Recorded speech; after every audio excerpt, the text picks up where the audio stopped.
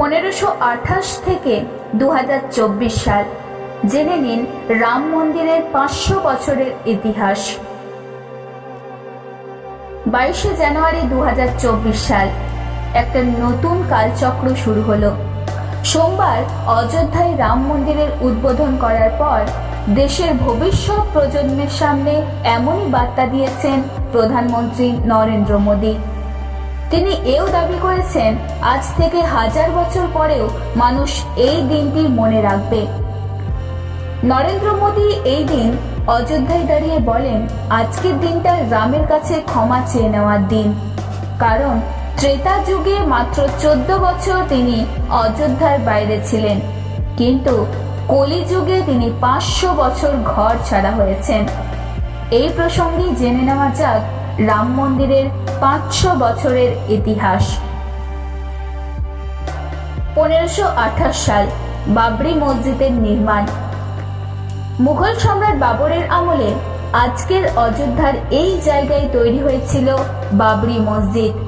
বিশ্বাস করা হয় যে জায়গায় মসজিদ তৈরি হয়েছিল সেখানেই একটি হিন্দু মন্দির ছিল। বিতর্কের সূত্রপাত এখান থেকেই। 1858 সাল শিখদের দাবি। নিহাঙ্গ শিখরা এই সময় দাবি করে বাবরি মসজিদ যে জায়গায় রয়েছে সেখানেই রামের জন্ম হয়েছিল। বলা যায় এই দাবির পরই এই ইস্যুতে সংঘাতের আবহাওয়া তৈরি হয়েছিল। 1885 সাল প্রথম আইনি দাবি। নিমহরি আখড়ার একজন পুরোহিত রঘুবীর দাস প্রথমবারের জন্য আইনি পথে মসজিদ লাগোয়া স্থানে একটি মন্দির তৈরি করার জন্য অনুমতি চান। তবে সেই দাবি না মেনে তৎক্ষণাৎ ব্রিটিশ প্রশাসন ওই জায়গায় তার কাটার বেড়া বসিয়ে দেয়, যাতে দুই সম্প্রদায়ের মানুষ আলাদা আলাদা করে উপাসনা করতে পারেন। এইভাবেই চলছে 90 বছর। সালটা তখন 1949। মসজিদের ভিতরে রামের মূর্তি পাওয়া। 22শে ডিসেম্বর 1949 সালের রাতেই বাবরি মসজিদের ভিতরে দেখা যায় রামের মূর্তি। দাবি উঠেছিল যে এই মূর্তি নাকি নিজে থেকেই চলে এসেছে।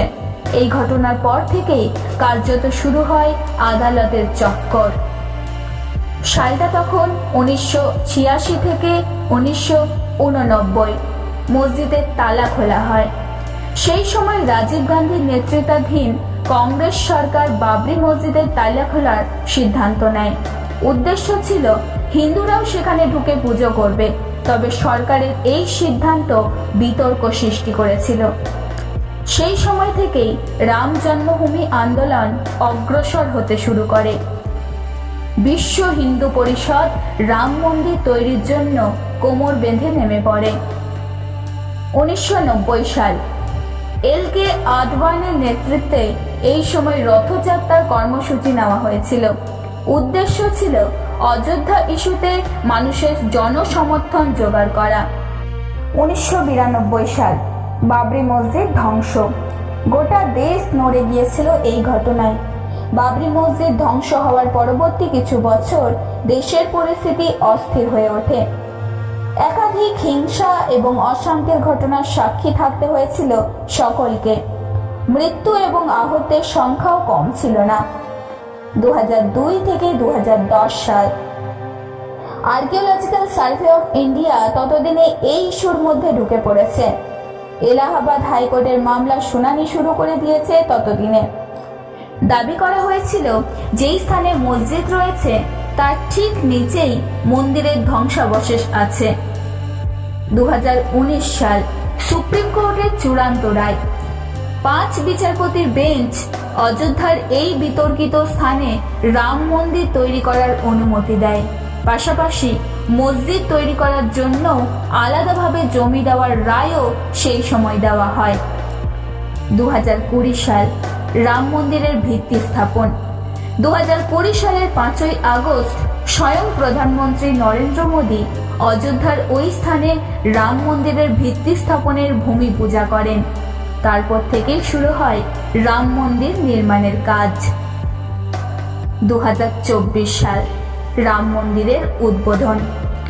অযোধ্যায় গিয়ে রাম মন্দিরের উদ্বোধন করলেন প্রধানমন্ত্রী নরেন্দ্র মোদী। এবং রামলালার নতুন কোষ্ঠী পাথরের মূর্তিতেই পূজা করা শুরু হলো। এই আধুনিক মন্দিরটির বিশেষত্ব এখানেই যে এখানে পরিকল্পনা করা হয়েছে এক বিশেষভাবে। বিখ্যাত স্থপতি চন্দ্রকান্ত সোমপুরা এই মন্দিরের নকশা তৈরি করেছেন। মন্দির নির্মাণে কোনো ইস্পাত বা লোহা ব্যবহার করা হয়নি। গ্রানাইট পাথর, তামা এবং সাদা সিমেন্টের মিশ্রণে এটি তৈরি করা হয়েছে।